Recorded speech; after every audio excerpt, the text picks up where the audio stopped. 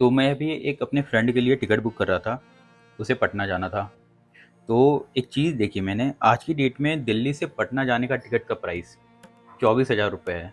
वही अगर आप आज की डेट में दिल्ली से फ्रांस या किसी दूसरी कंट्री में जाते हो तो उसका मैक्सिमम प्राइस 16 या 15,000 रुपये है। तो जब आपको बिहार जाने की फ़्लाइट या टिकट का प्राइस में ये ह्यूज मार्जिन दिखने लगे ना, तो आप समझ जाना कि छठ पूजा आ रहा है। तो welcome to our new blog, और इसमें मैं आपको बताने वाला हूँ क्यों होता है हम बिहारियों के लिए छठ पूजा इतना ज़्यादा इम्पोर्टेंट, क्या है उसकी महत्वता, और क्यों बिहार में इस तरीके से सेलिब्रेट किया जाता है।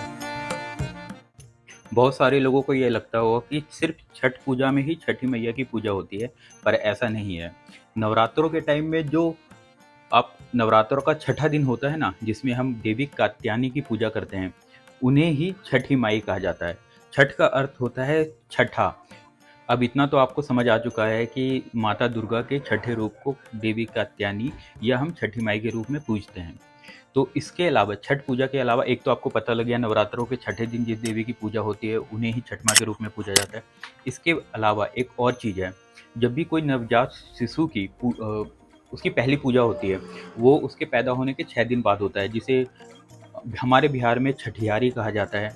ये अलग अलग जगह पे अलग अलग नाम से बोला जाता है। पर उस दिन भी जिस देवी की पूजा की जाती है वो छठी माई ही होती है, या देवी कात्यायनी भी कह सकते हो आप। वो इसीलिए पूजा जाता है, माना जाता है कि पैदा होने के 6 दिन तक देवी कात्यायनी या छठी माई उनकी रक्षा करते हैं और उनके साथ होते हैं। छठ पूजा एक कठिन व्रत है जिसमें 4 दिनों तक व्रत के नियमों का पालन करना होता है।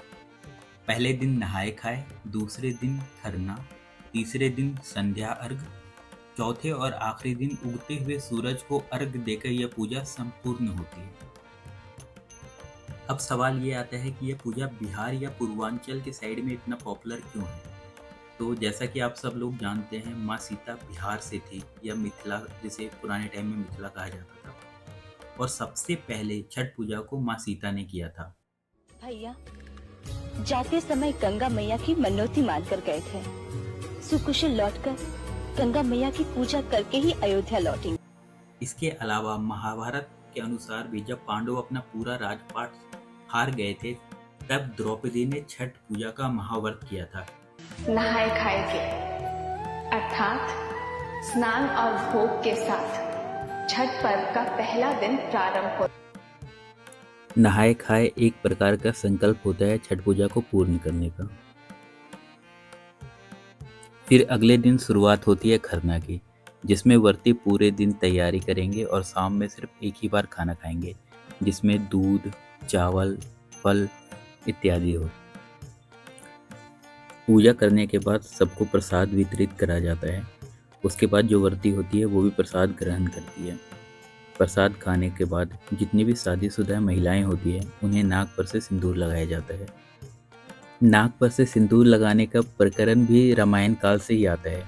आपको पता होगा, जब हनुमान जी ने अपने पूरे शरीर पे सिंदूर लगा लिया था और उन्हें देख के सब हंसने लगे थे, तब हनुमान जी बहुत दुखी हो गए थे। उन्हें खुश करने के लिए माँ सीता ने सबसे पहले नाक पे से सिंदूर लगाया था और उन्हें ये वरदान दिया था कि जो भी स्त्री अपने नाक पर से पूरी मांग भरेगी, उनके पति की कभी भी अकाल मृत्यु नहीं होगी। और यहाँ से शुरू होता है 32 घंटों का व्रतियों का निर्जला व्रत। फिर आता है तीसरा दिन, जिसे हम संध्या अर्घ्य के नाम से भी जानते हैं। तो इस दिन हम सूर्य देव और छठी माई के लिए विभिन्न प्रकार के प्रसाद बनाते हैं। इसमें बने हुए प्रसाद की एक खासियत है, ये सारे प्रसाद वही बनाए जाते हैं जो कि प्राकृतिक रूप से पैदा हुए हो।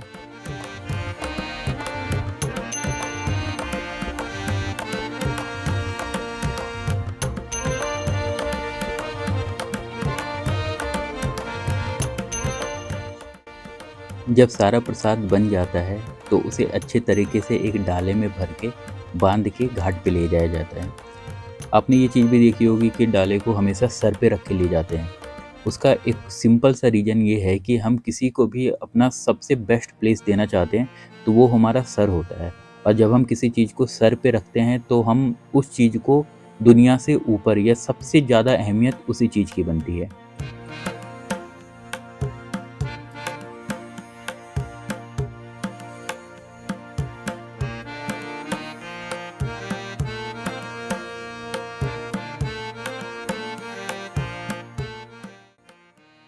तो यह एक लौती ऐसी पूजा है जिसमें डूबते हुए सूरज को अर्घ दिया जाता है।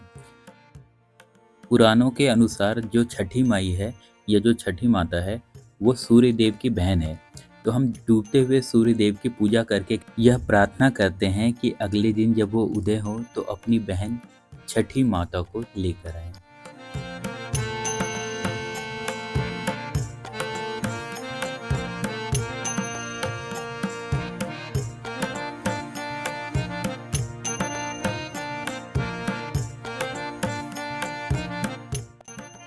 चौथे और आखिरी दिन सूर्य उदय के कम से कम 2 घंटे पहले हम लोग जाके घाट पे बैठ जाते हैं और सूर्य देव के उगने का वेट करते हैं।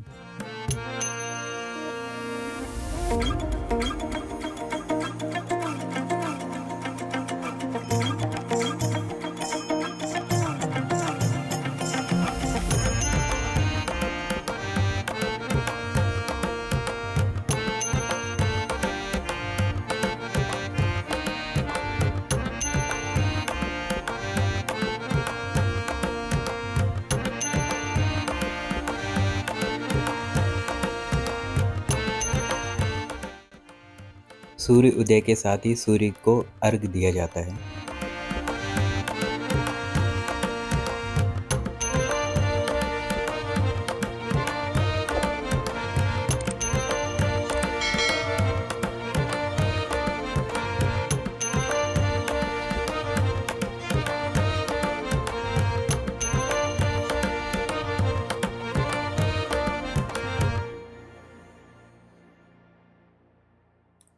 अर्घ देने के बाद जो भी व्रती होते हैं उन्होंने जो भी पहना होता है उनसे सब अपना मुंह हाथ पोंछते हैं।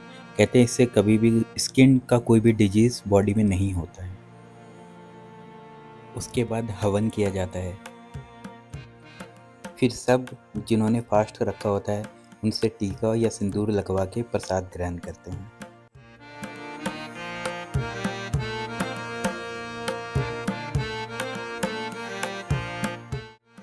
और अंत में कोई भी एक कपूर को पान के पत्ते पे जला के उसे जल में प्रवाहित करके कुछ भी मांग सकता है।